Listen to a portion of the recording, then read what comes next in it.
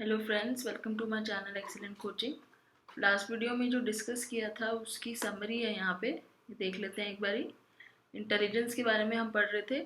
Intelligence क्या होता है? Ability to learn from one's experiences, acquire knowledge and use resources effectively.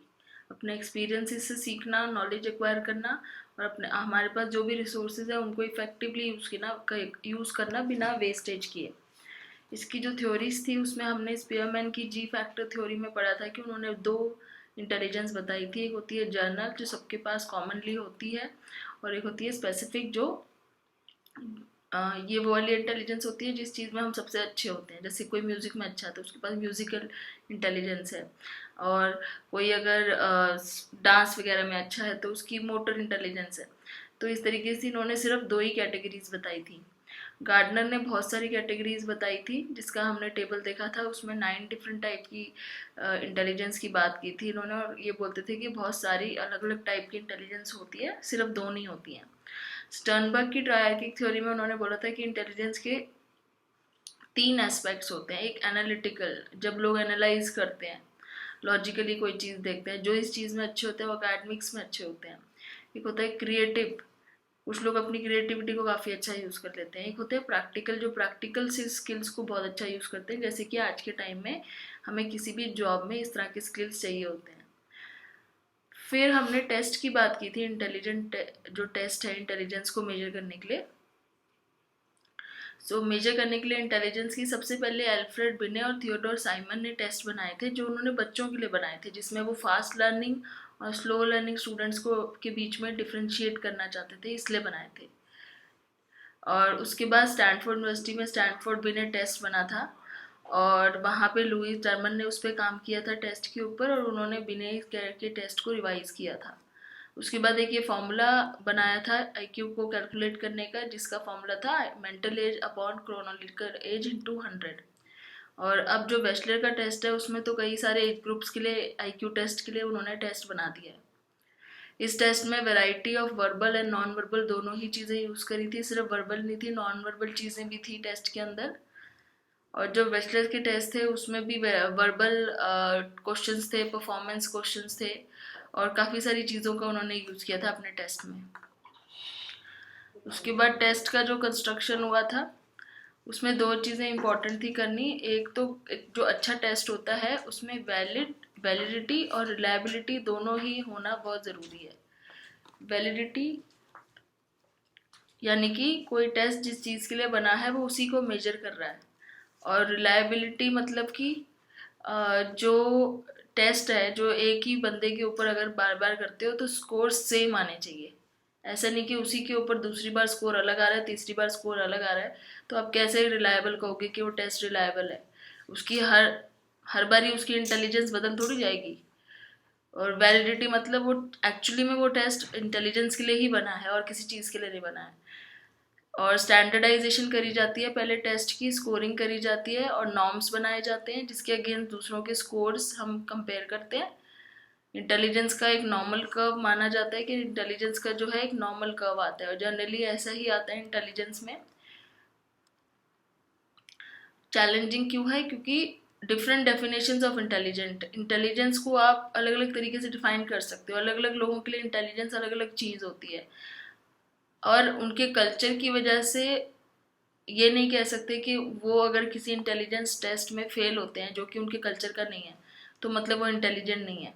तो सारे इंटेलिजेंस टेस्ट जो हैं अभी तक तो कल्चरली फ्री नहीं है, फेयर नहीं है, क्योंकि वो जिस जगह जो जहाँ पे रहते हैं लोग, वहाँ के लोग जब बनाते हैं टेस्ट तो वो अपने कल्चर के व्यू पॉइंट से बनाते हैं, तो वो दूसरे कल्चर के लोगों पे अप्लाई नहीं होता।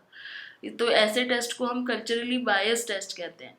टेस्ट कैसे होने चाहिए? जो कल्चरली फेयर होने चाहिए, कि जो हर कल्चर के लोग उसमें अगर वो करें, परफॉर्म करें, तो उनका स्कोर जो है वो उस हिसाब से आए और इक्वली फेयर आए। और इस तरह के टेस्ट कैसे होते हैं जो कल्चरली फेयर होते हैं? जैसे उसमें जिसमें सिर्फ पिक्चर्स यूज़ करी गई हों, या सिर्फ उसमें ऑब्जेक्ट्स का यूज़ किया गया हो, क्योंकि उसमें ना तो लैंग्वेज की प्रॉब्लम आती है ना कल्चर से रिलेटेड किसी एक्सपोजर की। तो ये थ्योरी अब तक हमने पढ़ी थी। इसी से रिलेटेड एक क्विज है। तो इसका क्वेश्चन नंबर 1 ये बोल रहा है कि according to Spearman a traditional IQ test would most likely measure. अब स्पीयरमैन का जो था जी फैक्टर, एस फैक्टर। तो ये क्या बोलते थे कि जो ट्रेडिशनल अगर आईक्यू टेस्ट है तो वो ज़्यादातर क्या मेजर करने के लिए बनाया जाता है, जनरल इंटेलिजेंस की, स्पेसिफिक इंटेलिजेंस, प्रैक्टिकल इंटेलिजेंस की, इमोशनल इंटेलिजेंस। तो स्पीरमैन दो ही इंटेलिजेंस की बात करते हैं, जनरल इंटेलिजेंस और स्पेसिफिक इंटेलिजेंस, और इनके अकॉर्डिंग ट्रेडिशनली कोई आईक्यू टेस्ट अगर बना है तो वो जनरल इंटेलिजेंस को चेक करता है, ना कि स्पेसिफिक इंटेलिजेंस को। सेकेंड क्वेश्चन है, in Gardner's view astronauts, navigators and artist would be high in dash intelligence. तो गार्डनर ने बहुत सारी इंटेलिजेंस की बात की थी जिसमें से 4 यहाँ लिखी है। तो उनके अकॉर्डिंग जो एस्ट्रोनॉट होते हैं, नेविगेटर्स होते हैं और जो आर्टिस्ट होते हैं, उनकी कौन सी इंटेलिजेंस अच्छी होती है? एस्ट्रोनॉट्स हो गए, स्पेस से रिलेटेड हो गया, नेविगेटर भी स्पेस से रिलेटेड हो गया, आर्टिस्ट मतलब कि विजुअल चीज़ें, तो विजुअल और special. Sternberg has found that dash intelligence is a good predictor of success in life but has low relationship to intelligence.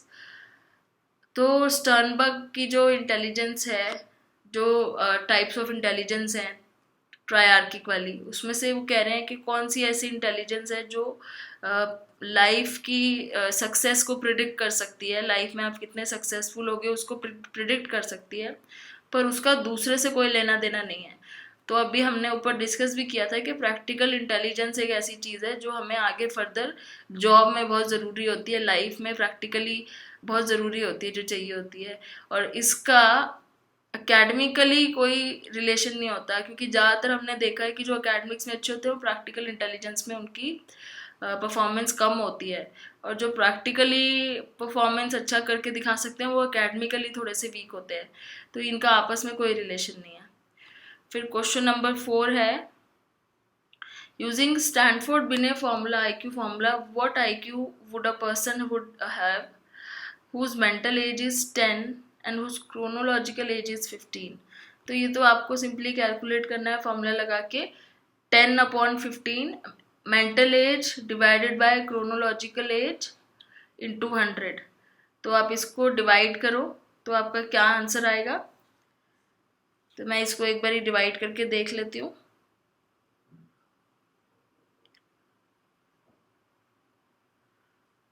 तो फॉर्मूले के अकॉर्डिंग मेंटल एज ऊपर आएगी 10 डिवाइडेड बाय 15 इंटू 100। तो 100 लगाना ज़रूरी है क्योंकि हमें डेसिमल में नहीं चाहिए।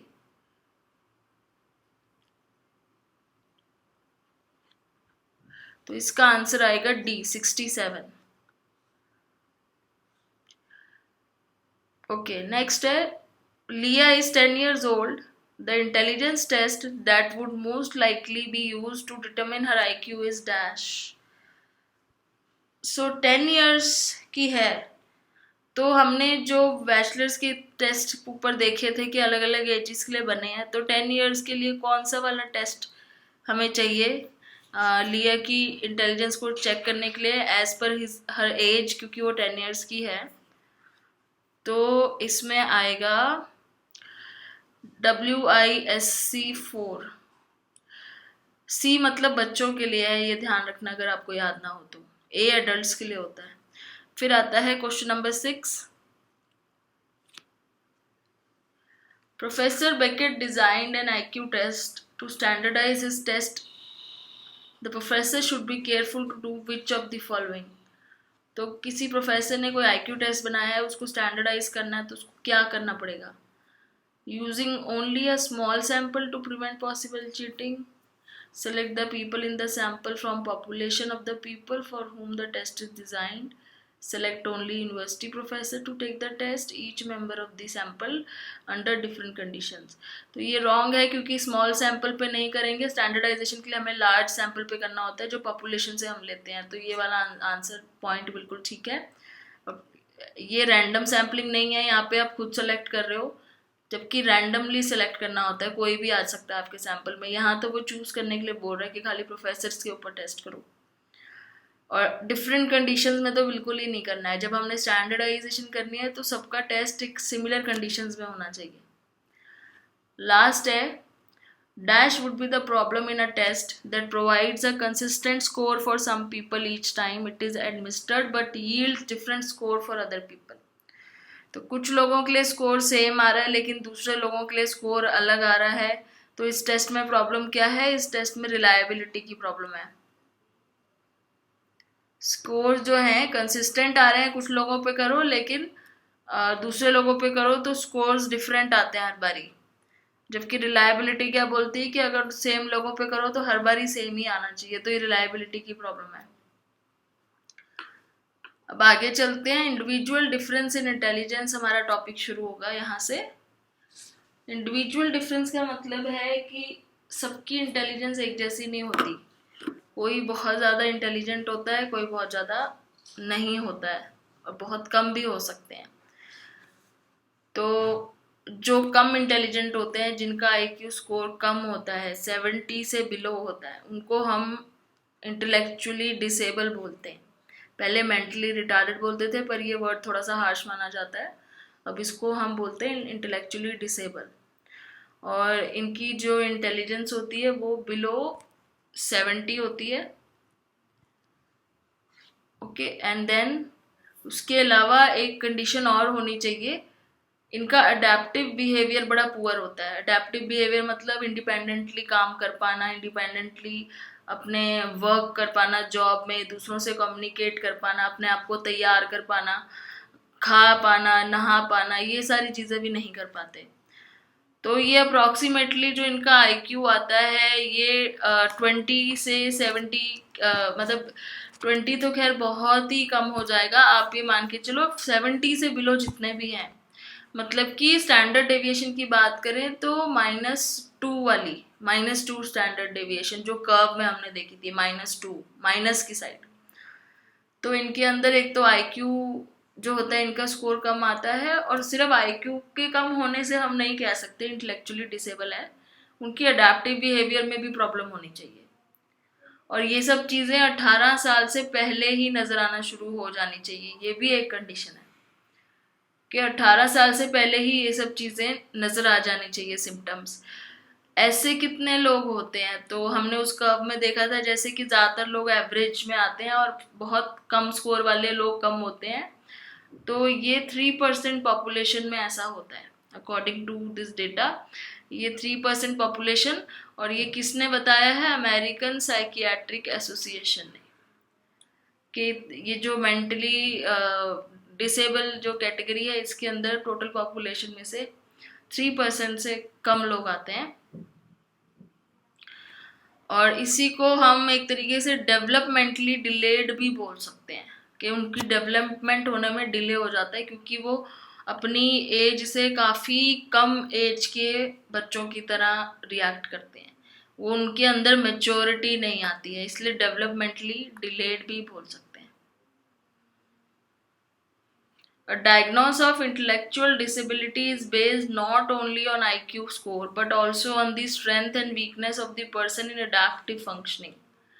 तो वही कह रहे हैं ये कि ज़रूरी नहीं है सिर्फ IQ स्कोर कम आने से कोई मेंटली इंटेलेक्चुअली डिसेबल हो जाए, उसकी अडेप्टिव फंक्शनिंग जो बिहेवियर है वो भी पुअर होना चाहिए, और ज़्यादातर 18 ईयर्स से पहले।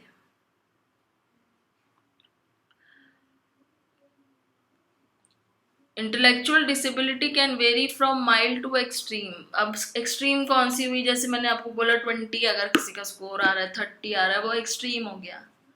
70 से शुरू हो रहा है, माइल्ड से एक्सट्रीम तक जा रहा है, बहुत कम स्कोर आ रहा है। कॉजेज क्या हो सकते हैं, बहुत डिफरेंट टाइप के कॉजेज हैं, जैसे पॉइजनिंग हो जाना, लेड पॉइजनिंग, कोई पेंट के चिप्स खाने से जैसे लेड की पॉइजनिंग हो जाना, या बर्थ से पहले मरकुरी को एक्सपोज हो जाना, कोई टॉक्सिकेंट्स को एक्सपोज हो जाना, पुअर न्यूट्रिशन की वजह से, और ज़्यादातर ये बचपन में हुए जो भी होते हैं एक्सीडेंट्स, उस वजह से बताया हुआ है। बड़े होके नहीं होता है, बचपन में, क्योंकि जब ब्रेन डेवलप हो रहा है उस टाइम पे कोई हार्म हो जाए अगर तो। और सबसे मोस्ट कॉमन कॉजेज यहाँ पे 3 टाइप के सिंड्रोम दिए हुए हैं, जो एक सिंड्रोम तो ये बोला है कि हम आगे पढ़ेंगे नेक्स्ट चैप्टर में, डाउन सिंड्रोम जिसका नाम है, जो हम चैप्टर 8 में, इसके बाद वाला चैप्टर है उसमें पढ़ेंगे। एक है फीटल अल्कोहल सिंड्रोम, दूसरा फ्रेजाइल एक्स सिंड्रोम। तो इसमें क्या होता है, फ्रेजाइल एक्स सिंड्रोम में क्या होता है कि इनके जीन में a male has defect in a gene on the X chromosome, तो जो जीन होता है एक्स क्रोमोसोम होता है उसमें डिफेक्ट होता है। ये एक ऊपर टेबल दिया हुआ है इसमें, जिसमें बताया हुआ है कि किस तरीके से कैटेगरीज हैं जो लोग डिसेबल हैं उनकी। मैं अब टेबल दिखा देती हूँ, एक मिनट आपको। तो ये टेबल है, रेंज दी है इन्होंने स्कोर का। तो जैसे माइल्ड रिटार्डेशन या माइल्ड इंटेलेक्चुअल डिसेबिलिटी कब होगी, जब स्कोर 55 से 70 के बीच में आ रहा है। इसमें कितना परसेंटेज लिखा हुआ है, 90%। मॉडरेट जो है उसमें कैन रीच 40 to 55 है। अच्छा, यहाँ पे अडेप्टिव लिमिटेशंस दी हुई है कि कितना कर सकते हैं। Can reach 6th grade skill level, 6th class तक के जो स्किल लेवल होते हैं उतना कर सकते हैं, उसके आगे नहीं जा पाते। ये 2nd ग्रेड यहाँ पे। सीवियर डिसेबिलिटी वाले कौन है, जिनका 25 to 40 आता है, जैसे कि 3% लोग हैं। Can learn to talk and perform basic self care. और बिलो 25 आ रहा है तो प्रोफाउंड इंटेलेक्चुअल डिसेबिलिटी है, बहुत लिमिटेड ये काम कर सकते हैं, और 1% लोग इसमें आते हैं। एक बहुत इंपॉर्टेंट चीज़ यहाँ पे बोली हुई है कि जो इंटेलेक्चुअल डिसेबिलिटी होती है वो पर्सन की इंटेलेक्चुअल कैपेबिलिटी को हैम्पर करती है, अडेप्टिव बिहेवियर को हैम्पर करती है। पर इस तरह के इंडिविजुअल जो हैं वो लव और अफेक्शन को समझते हैं, वो इस चीज़ को बहुत अच्छे से रिस्पॉन्ड करते हैं, लव और अफेक्शन को। तो उनको बाकी लोगों की तरह ही आप अपना अफेक्शन, अपनी केयर, अपना लव, ये सब चीज़ें कर सकते हो। वो इन चीज़ों को समझते हैं, सिर्फ उनको इंटेलेक्चुअल और अडेप्टिव प्रॉब्लम में बिहेवियर होती है, लव अफेक्शन समझने में कोई प्रॉब्लम उनको नहीं होती है। अब चलते हैं आगे गिफ्टेडनेस पे। गिफ्टेडनेस मीन्स जिनका स्कोर बहुत हाई आ जाता है, जैसे 130 के अराउंड, अबाउट 2% पॉपुलेशन इसके अंदर आती है वर्ल्ड की, तो इनको गिफ्टेड बोला गया है। इसमें भी ऐसे 2 कैटेगरीज हैं, जैसे अगर 130 है तो गिफ्टेड हो गया, IQ 140 उससे ऊपर आ रहा है 145 तक, तो फिर उनको जीनियस कहेंगे। तो less than half of 1% population. तो इस तरीके से जिनका स्कोर बहुत ही अच्छा आ जाता है। अब यहाँ पे ये जो बात कर रहे हैं वो ये बात कर रहे हैं कि जनरली ऐसा कहा जाता है जो बहुत जीनियस होते हैं, जो बहुत इंटेलिजेंट होते हैं, गिफ्टेड होते हैं, वो थोड़े से पागल हो जाते हैं, उनको थोड़ी प्रॉब्लम हो जाती है क्योंकि उनका ब्रेन बहुत फास्ट चलता है। वो जल्दी मर भी जाते हैं, जल्दी इलनेस हो जाती है उनको, उनको मेंटल इलनेस, फिजिकली ऐसा मतलब माना जाता है। सोशली ऑकवर्ड होते हैं, फिजिकली वीक होते हैं, मेंटल इलनेस बहुत जल्दी हो जाती है उनको। तो क्योंकि हमने डॉक्टर फ्रैंकेनस्टाइन इस तरह की मूवीज़ में देखा है, डॉक्टर जेकाइल की, वो लोग ऐसे लोगों को बहुत ज़्यादा सोशली अनडिज़ायरेबल क्वालिटीज़ के साथ दिखाते हैं जो बहुत जीनियस होते हैं। तो इसी बिलीफ को लेके लुइस टर्मन ने क्या किया था, एक स्टडी करी थी, लॉन्गिट्यूडनल स्टडी। लॉन्गिट्यूडनल मतलब किसी के सालों तक सेम सैंपल की स्टडी करना। जैसे कुछ बच्चे इन्होंने लिए थे, 1528 बच्चे थे, जिनको ये स्कूल टाइम से लेके इनके बड़े होने तक, जॉब लगने तक इन्होंने ऑब्जर्व किया था, इनके ऊपर स्टडी करी थी। और ये वैसे बच्चे थे जो जीनियस की कैटेगरी में, गिफ्टेड की कैटेगरी में आते थे। और ये इन्होंने क्यों की थी, क्योंकि ये प्रूव करना चाहते थे कि ज़रूरी नहीं है जो जीनियस होते हैं, गिफ्टेड होते हैं, वो आगे जाके पागल हो जाते हैं या उनको कुछ प्रॉब्लम्स आ जाती हैं। उस चीज़ को इन्होंने डिसअप्रूव करने के लिए ये स्टडी ली थी, इसको लॉन्गिट्यूडनल स्टडी बोलते हैं। जो 1528 स्टूडेंट्स थे, इसमें 857 बॉयज़ थे, 671 गर्ल्स थी। इनका IQ 130 से 200 तक था, मतलब कुछ इसमें गिफ्टेड थे, कुछ तो जीनियस ही थे बिल्कुल ही। और इनके सोशली वेल एडजस्टेड थे, बिल्कुल ऐसा कुछ नहीं था कि ये दूसरों के साथ एडजस्टेड नहीं थे, इनके रिलेशन अच्छे नहीं थे, बहुत ही सोशली वेल एडजस्टेड थे और स्किल्ड लीडर थे। ये अपनी फिजिकल हाइट वेट में भी बहुत अच्छे थे, अट्रैक्टिवनेस में भी बहुत अच्छे थे, और अपने स्कूल लेवल पे भी ये बहुत अच्छे थे, जीनियस तो थे ही, और प्रैक्टिकली भी अपने काम में ये बहुत अच्छे थे। बच्चे बचपन से इनको स्टडी कर रहे थे, और उल्टा इन्होंने ये चीज़ नोट करी कि ये मेंटल इलनेस को ज़्यादा रेजिस्ट कर पा रहे थे उन लोगों से जो एवरेज इंटेलिजेंट थे। जो एवरेज इंटेलिजेंट बच्चे थे उनसे ज़्यादा अच्छा ये रजिस्ट कर पा रहे थे मेंटल इलनेस को। तो जैसे कि कहते हैं कि जो बहुत ज़्यादा जीनियस होते हैं वो मेंटल इलनेस हो जाती है उनको, आगे जाके ब्रेन उनका ओवरवर्क करने लग जाता है। तो इनकी स्टडी में ये चीज़ इन्होंने शो करी थी कि ऐसा कुछ नहीं है। इन बच्चों को नाम दिया जाता है टर्माइट्स, क्योंकि ये टर्मेन के स्टूडेंट्स रहे हैं, उन्होंने काफ़ी लंबे टाइम तक अपनी लाइफ में इनके ऊपर स्टडी करी है। ये बच्चे बड़े भी हो गए तब तक ये स्टडी करते थे जब तक टर्मेन जिंदा थे। आगे जाके उनके स्टूडेंट्स ने, टर्मेन के फॉलोअर्स ने, स्टूडेंट्स ने इन बच्चों के ऊपर अपनी स्टडी कंटिन्यू रखी। तो टर्माइट्स बोला जाता है इन लोगों को। और ये भी देखा था कि ये बड़े होके भी सक्सेसफुल थे सारे के सारे। एकेडमिक डिग्रीज तो थी इनके पास, उसके बाद इनकी जॉब्स भी बहुत अच्छी लग गई थी। उस टाइम पे वुमेन इतना ज़्यादा करियर ओरिएंटेड नहीं थी, वुमेन होम मेकर्स ही होती थी, और जो मेन थे वो बहुत अच्छी जॉब्स में लग गए थे। तो उन्होंने पूरी लाइफ टाइम इनके ऊपर रिसर्च करके ये प्रूफ कर दी कि जो बोला जाता है कि जीनियस को मेंटल इलनेस हो जाती है या वो जल्दी वीक हो जाते हैं, ऐसा कुछ नहीं है। वो बचपन से एंड तक ही बहुत सक्सेसफुली अपना पूरी लाइफ बिताते हैं। थोड़ा सा यहाँ पे फैक्ट दिया हुआ है कि जैसे आज के टाइम पे, जैसे उसके बाद क्या हुआ, जब लुइस टर्मेन की डेथ हो गई थी, उसके बाद क्या हुआ कि जो स्टूडेंट्स थे, लुइस टर्मेन के जो फॉलोअर्स थे, उन्होंने इन लोगों के ऊपर कंटिन्यू रखी स्टडीज। और कहते हैं 2000 तक खाली 200 ही टर्माइट्स तब जिंदा थे, मतलब उन बच्चों में से 200 ही लोग जिंदा थे। बाकी सब वो बच्चे भी तो बड़े हो गए, बुढ़े हो गए थे, फिर वो मर गए थे। तो ये कंटिन्यू चलती रही थी उसके बाद भी स्टडी। तो काफ़ी अच्छी स्टडी थी जो इन लोगों के ऊपर करी थी इन्होंने। हाँ, थोड़ा सा इस स्टडी में फ्लॉ था। फ्लॉ ये था जो मैं थोड़ा सा आपके साथ डिस्कस करूँगी कि फ्लॉ मतलब इस स्टडी में क्या प्रॉब्लम थी। इस स्टडी में ये प्रॉब्लम थी कि एक तो ये रैंडमली चोजन बच्चे नहीं थे। रैंडमली मतलब सडन एक आपने रैंडम, जैसे कहीं भी स्टडी करनी होती है हम रैंडमली उठाते हैं सैंपल। ये तो इन्होंने स्कूल से उन बच्चों को लिया था जो बहुत जीनियस थे, तो इनको स्कूल के प्रिंसिपल और टीचर ने रिकमेंड किया था। तो ऑब्वियसली उन्होंने वही बच्चे रिकमेंड किए जो उनको लगा बहुत अच्छे होंगे। हो सकता है कुछ ऐसे इंटेलिजेंट बच्चे भी हों जो ट्रबल मेकर्स हों। ट्रबल मेकर मतलब बहुत शैतानियाँ करते हों, उनका नाम ही नहीं रिकमेंड हुआ। क्या पता उनके ऊपर स्टडी होती तो कुछ अलग ही पता चलता। तो ये तो एक रैंडम सिलेक्शन नहीं थी इनकी स्टडी में। तो पहला तो फ्लॉ यही आ जाता है, क्योंकि ऐसा नहीं होना चाहिए, रैंडम सिलेक्शन होनी चाहिए। दूसरा ये था कि कभी भी रिसर्चर को सैंपल की पर्सनल लाइफ में नहीं इंटरफेयर करना चाहिए। सैंपल को सिर्फ स्टडी करने के लिए लिया जाता है, उनको इन्फ्लुएंस नहीं कर सकते आप। तो टर्मैन ने लेकिन उनकी पर्सनल लाइफ में इंटरफेयर, मतलब उनको बहुत ज़्यादा केयर करते थे, उनकी रिकमेंडेशन देते थे बहुत जगह पे, उनकी हेल्प करते थे ताकि उन बच्चों को कोई प्रॉब्लम ना आए किसी चीज़ में। तो इस तरीके से इस स्टडी को फ्लॉड माना गया है। लेकिन फिर भी बहुत ही एक, कहते हैं ना, एक जो होता है मास्टरपीस टाइप की स्टडी है जिसको बहुत फॉलो भी करते हैं लोग अभी। तो उसके बाद book by John Freeman called gifted children grown up, एक इनकी भी बुक थी जॉन फ्रीमैन की, गिफ्टेड चिल्ड्रन ग्रोन अप करके।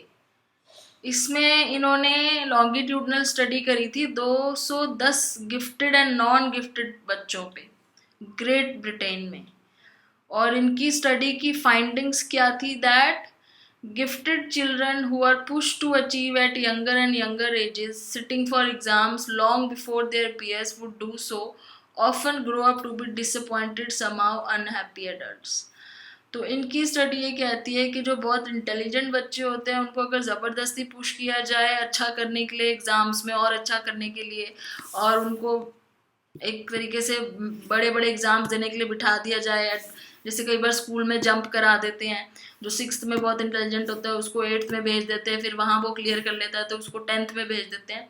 तो इस तरीके से जब गिफ्टेड स्टूडेंट्स को बहुत ज़्यादा पुश किया जाता है ना अच्छा परफॉर्म करने के लिए, तो वो अंदर से बहुत डिसअपॉइंटेड हो जाते हैं और बहुत अनहैप्पी एडल्ट्स होते हैं। उनको उस चीज़ में बिल्कुल अच्छा नहीं लगता है कि उनको इस तरीके से पुश किया जा रहा है, क्योंकि वो बहुत ज़्यादा इंटेलिजेंट है। तो इनकी बुक में ये वाली स्टडी थी जो सामने आई थी। और वीडियो खत्म करने से पहले ये लास्ट टॉपिक और डिस्कस कर लेते हैं, जिसको हम बोलते हैं इमोशनल इंटेलिजेंस। इमोशनल इंटेलिजेंस क्या होती है? जो लोग दूसरों के साथ एम्पैथाइज कर पाते हैं, दूसरों को मोटिवेट कर पाते हैं, उनकी इमोशंस को शेयर कर पाते हैं, उनको इमोशनली इंटेलिजेंट बोला जाता है। There are some people like that who never seem to get ahead in life in spite of having all that so-called intelligence. अब कितने भी जीनियस हो जाओ, कई बार आपने देखा है बहुत सारे ऐसे लोग हैं जो बहुत जीनियस हैं लेकिन वो अपनी लाइफ में सक्सेसफुल नहीं कर पाते। उसमें एक चीज़ होती है इमोशनल इंटेलिजेंस, जो बहुत ज़्यादा प्रैक्टिकली चाहिए होती है, इम्पॉर्टेंट होती है। सो ये होता है क्या emotional intelligence? Ability to manage one's own emotions as well as the ability to be self motivated। एक तो अपनी इमोशंस को मैनेज कर पाना और अपने आप को सेल्फ मोटिवेट कर पाना, to feel what others feel and to be socially skilled. तो दूसरे लोग क्या फील कर रहे हैं और सोशली किस तरीके से बिहेव करना है। तो अगर एक्चुअली में लाइफ में सक्सेसफुल होना है तो सिर्फ जीनियस या गिफ्टेड वाली इंटेलिजेंस से नहीं काम चलता। आपके अंदर एक मोटिवेशन, इमोशंस और सोशली कैसे बिहेव करना है वो स्किल्स भी होने चाहिए। ये कॉन्सेप्ट किसने इंट्रोड्यूस किया था? सेलोवे ने किया था, लेकिन बाद में गोलमैन ने इसके ऊपर काम किया था और उन्होंने बोला था कि emotional intelligence is a more powerful influence on success in life than traditional view of intelligence. तो गोलमैन भी यही बोलते हैं कि अगर लाइफ में सक्सेस चाहिए तो इमोशनल इंटेलिजेंस ज़्यादा इम्पोर्टेंट है। अब इसका एग्जांपल कैसे? सपोज आप किसी कंपनी में जॉब करते हो, आपको अपनी इमोशंस को कंट्रोल करना आता है, तो कल को आपको किसी चीज़ पे गुस्सा आ रहा है या आपको किसी ने कुछ बोल दिया, आपके बॉस ने, तो अगर आपके अंदर इमोशनल इंटेलिजेंस है तो आप उस टाइम पे उस गुस्से को कंस्ट्रक्टिवली यूज़ करोगे और कुछ अच्छा करके दिखाओगे। और वहीं अगर आप इमोशनली इंटेलिजेंट नहीं हो तो हो सकता है आप वहाँ पे सर्वाइव ना कर पाओ। तो इस तरीके से इमोशनल इंटेलिजेंस क्या होता है? सेल्फ कंट्रोल करना इमोशंस का, जैसे एंगर को, इम्पल्सिवनेस को, एंग्जाइटी को। तो डेली लाइफ में जो लोग इन सब चीज़ों को कंट्रोल कर पाते हैं उनके अंदर इमोशनल इंटेलिजेंस होती है, अच्छी इंटेलिजेंस होती है, और वो ही ज़्यादा देर तक परसिस्ट कर पाते हैं किसी भी काम में और अपने आप को मोटिवेटेड रखते हैं।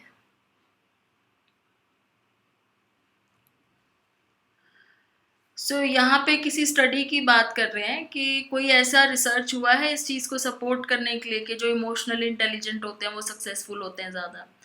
तो यहाँ पे लिखा है, in one study researchers asked 321 participants to read passages written by non participants. तो कुछ पार्टिसिपेंट्स थे, 321 लोग थे, उनको बोला कि कुछ पैसेजेस लिखे हुए हैं उनको पढ़ के बताओ, और वो पैसेजेस जिसने लिखे हैं उस टाइम पे उनके मन में क्या चल रहा है वो आपने बताना है कि वो कैसा फील कर रहे हैं। सपोज आप पार्टिसिपेंट हो वहाँ पे और आपको कुछ लिखा हुआ दिया है, एक पेज पे कुछ लिखा हुआ है और आपको दिया है, आपको बोला है कि ये पढ़ के बताओ जिसने ये लिखा है वो लिखते टाइम कैसा फील कर रहा था। ओके, सो अब क्योंकि वो इमोशनली इंटेलिजेंट लोग माने गए थे जिनको बुलाया था पार्टिसिपेंट्स को, तो उसमें से ज़्यादातर लोगों ने करेक्टली जज कर दिया था कि जो राइटर था वो इमोशनली उस टाइम क्या फील कर रहा था लिखते टाइम पे। तो एम्पैथी मेजर बहुत हाई आया था उनका स्कोर। एम्पैथी मतलब सेम फील करना सामने वाले जैसा। और डिफेंसिव मेजर कम आया था। डिफेंसिव मतलब बहुत डिफेंसिव रहना, ओपन ना होना किसी के सामने। और यही लोग थे जिनका सैट का स्कोर भी अच्छा आया था, जो मैंने पहले भी बात की थी कि आजकल ऐसे टेस्ट होते हैं जो आपको कहीं एडमिशन लेना हो तो आपको क्लियर करने पड़ते हैं। तो वही लोग थे जिन्होंने इन स्कोर्स में भी बहुत अच्छा किया था, जो कि इमोशनली इंटेलिजेंट हाई स्कोर लेके आए थे इस एक्सपेरिमेंट में भी। तो इस स्टडी से इन्होंने प्रूव किया था कि जो इमोशनल इंटेलिजेंट होते हैं वो एक्चुअली में भी ऐसे टेस्ट में भी अच्छा स्कोर कर लेते हैं। अब इसके बाद अगला टॉपिक हमारा नेक्स्ट वीडियो में डिस्कस करेंगे, नेचर और नर्चर कंट्रोवर्सी, जो पहले भी बहुत बार हो चुकी है। तो इसके बारे में बात करेंगे नेक्स्ट वीडियो में। Thanks for watching.